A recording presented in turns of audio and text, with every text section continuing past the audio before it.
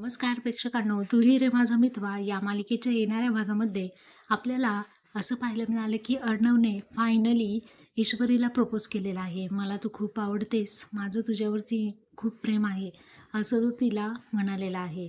तर ते कसं ते आजच्या व्हिडिओमध्ये पाहूया.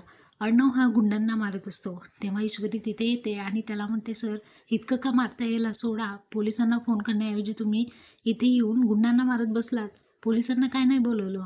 आणि त्यावरती अर्णव म्हणतो की काय.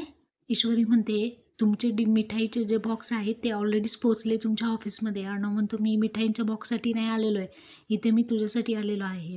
ईश्वरी म्हणते, काय गरज होती इथे यायची, हिरोगिरी करायची, कोण लागते मी तुमची, असं म्हणून ती निघून जाते.